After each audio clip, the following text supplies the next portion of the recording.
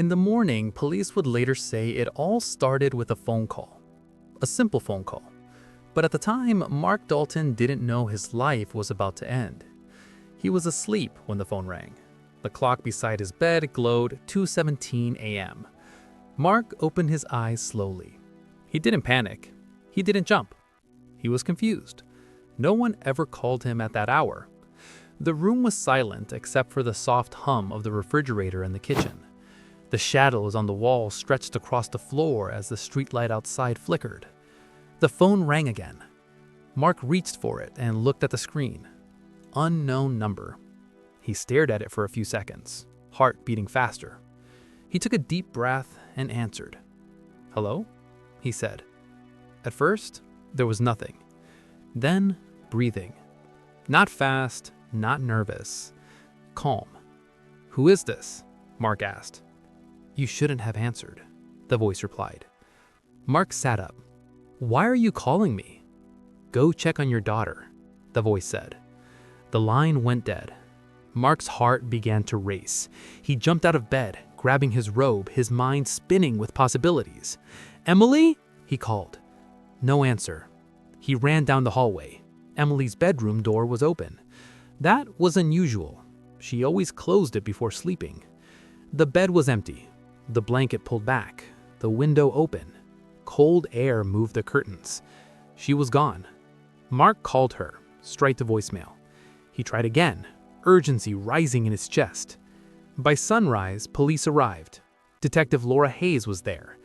"One call at 2:17 a.m., she said. Mark nodded. "That call took my daughter." Police searched the area. Neighbors, cameras, every corner of the neighborhood was checked. No forced entry, no struggle.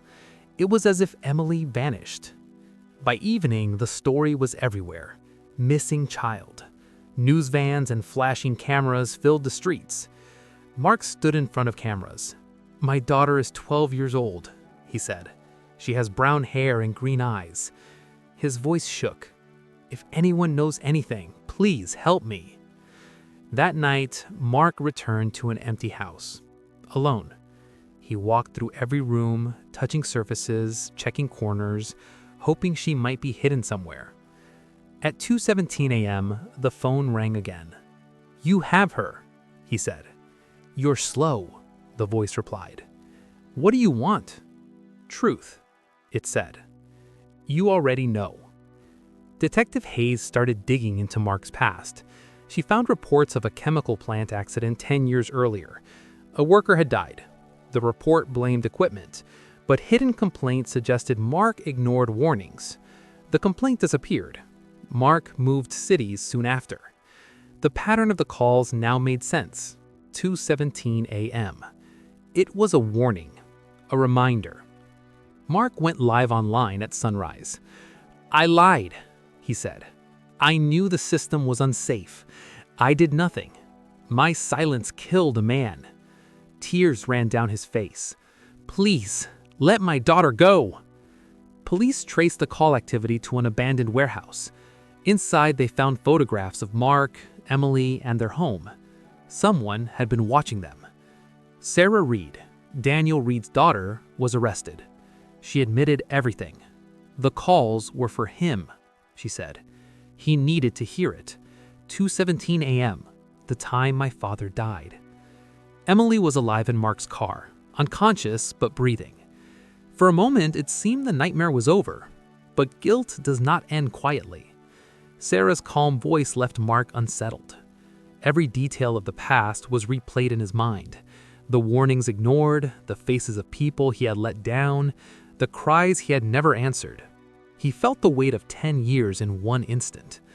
2 nights later, the phone rang again. 2:17 a.m. "You were never meant to keep her," the voice said. Mark could feel his hands shaking. The world outside was dark and silent, but inside, every heartbeat was loud. Mark took Emily and drove. No police, no goodbye.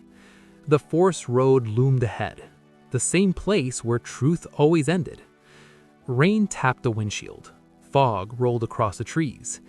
Every shadow seemed alive. Mark parked. The engine stayed on. Emily looked at him. "Dad, I feel sleepy," she whispered. Mark's hands shook. "I'm sorry," he whispered. He closed the windows, locked the doors, held her close. The phone rested on the dashboard, silent. Mark watched the darkness around them, knowing what he had to do. By morning, hikers found the car, engine still running. Inside were two bodies, Mark Dalton, Emily Dalton. No struggle, no note. Time of death, 2:17 to 2:40 a.m. Detective Hayes arrived. Emily's seatbelt was fastened. Mark's was not. On the dashboard, the phone showed the last call, 2:17, unknown number. Laura understood then. The caller never needed to kill them. Mark did it himself. Because guilt, once awakened, does not let you live. Weeks later, Laura's phone rang again, 2:17 a.m., unknown number. "You did everything right," a calm voice said. Laura swallowed. "Who are you?" she asked. "We are the ones who remember," the voice replied. The line went dead.